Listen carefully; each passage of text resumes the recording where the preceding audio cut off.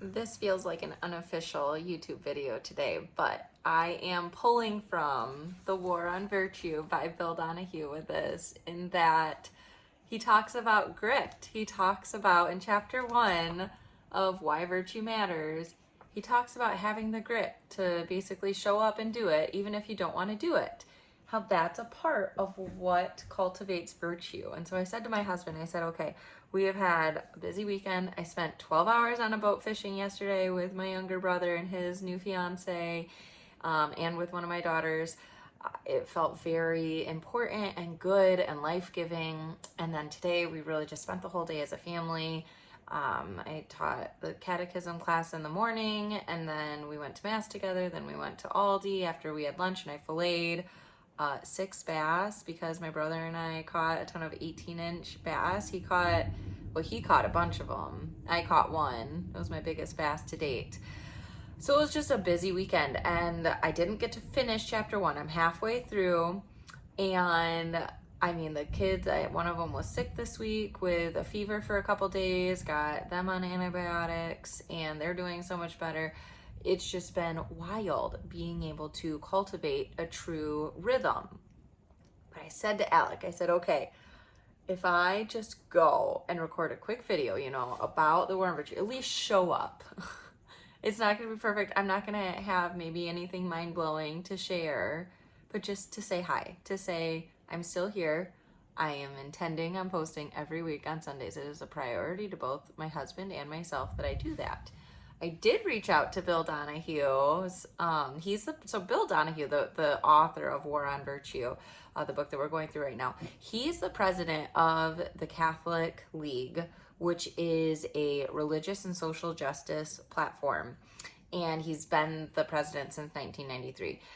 When I read the last sentence of chapter 1, because I was like, how many more pages do I have left in this chapter? And it was 20 more pages, right? So I'm on page something, but I'm on page 24 and it's 44 pages. But the very last paragraph here, his last 2 sentences, it has nothing to do with race. It has everything to do with fatherless homes. And that is something that Charlie Kirk had said. I just recently heard him say it he's talking about how 75% of Black homes don't have fathers in them. And it's not a race problem, it's a fatherless home problem. And so I was like, I wonder if Charlie ever interviewed Bill, and looked it up. I didn't see anything, but Bill had written recently on Charlie Kirk and his assassination. And one of the things he said is, Charlie's legacy is secure. Like, Charlie knew exactly what it was and what it meant to live a successful life, to build up, to pursue the American dream, life, liberty, pursuit of happiness, to get married, have a family, protect and provide for that family, build a legacy that sustains through your children. I mean, he built a legacy, and it is so secure. And when I read that sentence, I just thought, man, that would be awesome to be able to talk with Bill and get his perspectives on some of these pieces. Maybe where he really felt that Charlie was strong and where he agreed with Charlie in a lot of areas.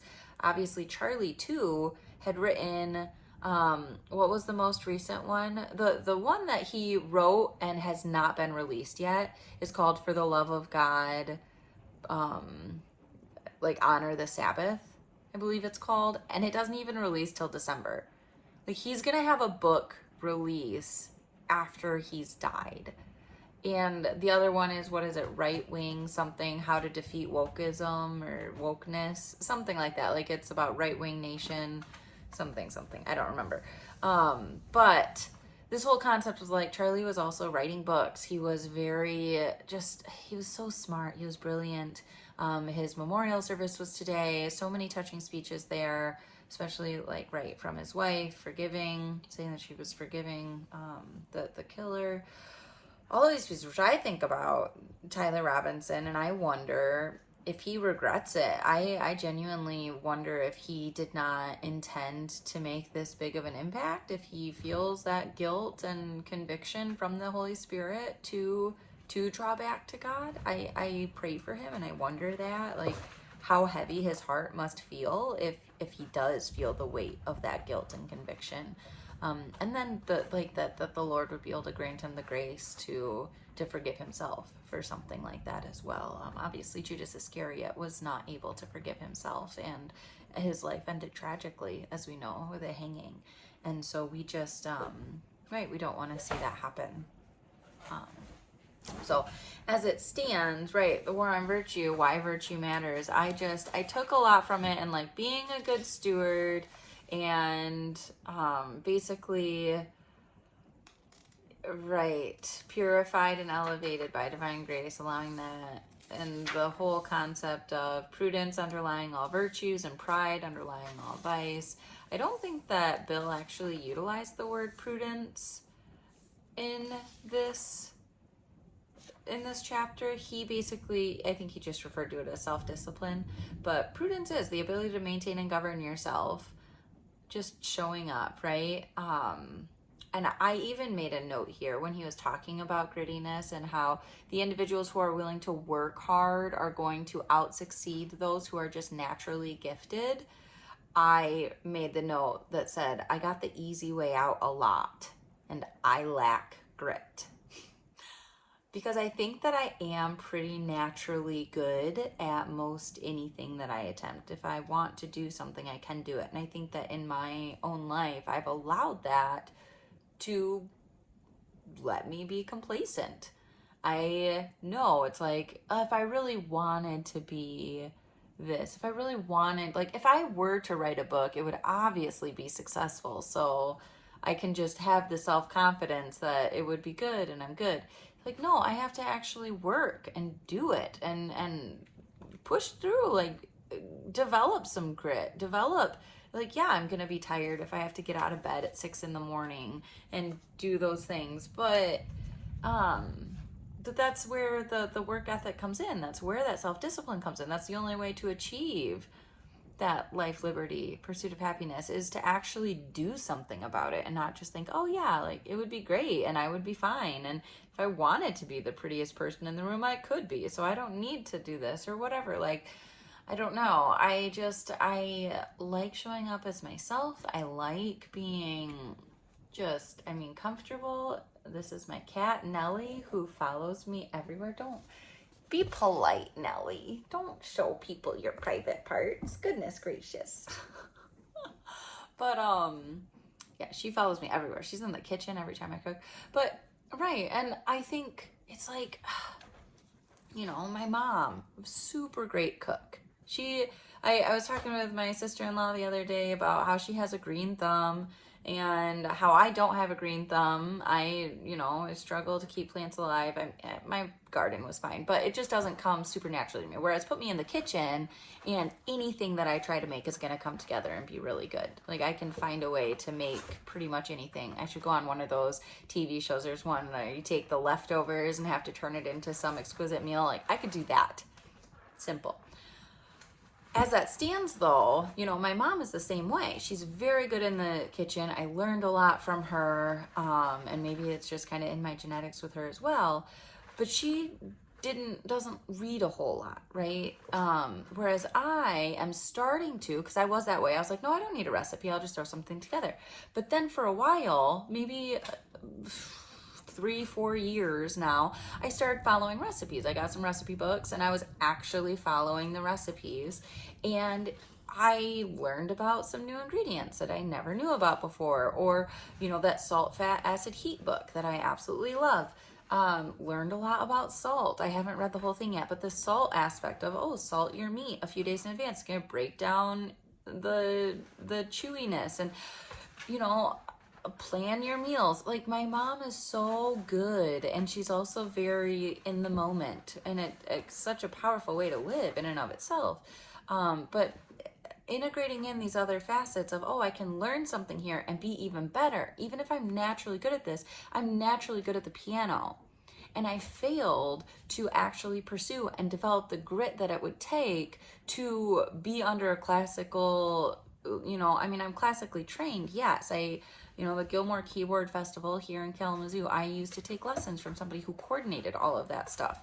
And she thought that I was very, very good, but I lacked the grit. I did not practice because I could just show up at the next lesson without practicing at all, and it would have improved because my muscle memory, whatever, could remember what she wanted me to work on. And I wasn't dedicated. It was, same with band. I never practiced, and yet I was second chair in the top band, as a sophomore or freshman or whatever it was. I mean, I was just naturally good. And it's difficult for me to work at something when I feel like I'm already good enough. And I just don't think that that's true. It's like I need to maximize my potential. I need to work at it and allow those virtues to flow from me. Because when I die, I want to stand before God and I want to be able to say, Lord, I used everything you gave me. Like that Elizabeth Elliot quote.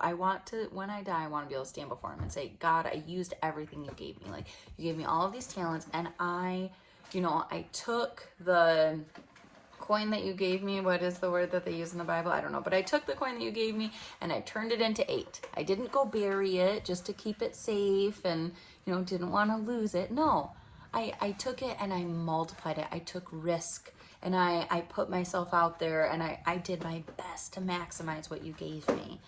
And I think that's what this book is doing for me, is helping me see, maybe I should care about politics a little bit more. Maybe that is something. One of the things that was getting said to me online was about, well, why have you made, hating LGBTQ people your whole personality or whatever? And it's like, I like have this, it's like such a weird insult that somebody would throw out there. It's like, I don't really want anything to be my whole personality. And if I was going to make anything my whole personality, it would probably be that I'm Catholic. Like, yeah, being Catholic is my whole personality. But that's like, if you want to look at that in a very narrow box as like, oh, there are, like we view human dignity and respect and love in everybody. Like there is no hate anywhere.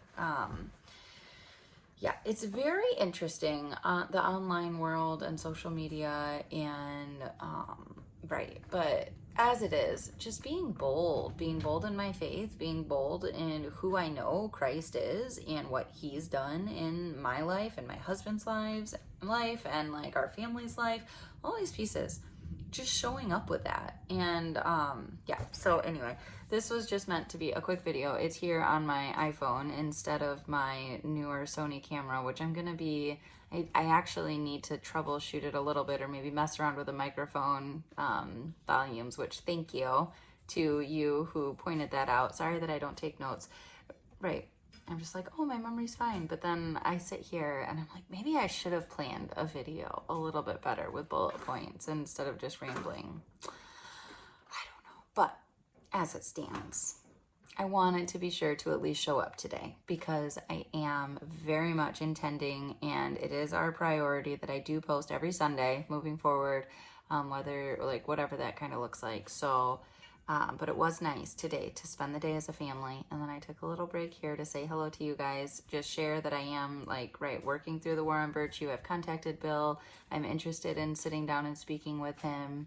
But yeah, very full life, full hands, full heart. That's one of the things. I'll leave you with this. When we were at Aldi doing our grocery shopping and somebody said, wow, you got your hands full, and I get that comment all the time, right? I have a 6-year-old, a 5-year-old, and then 2-year-old twins, and the 6 and the 5-year-old look like they could be twins. And anyway, when I was looking at what I wanted to do with my birthday money, I found the shirt on Amazon.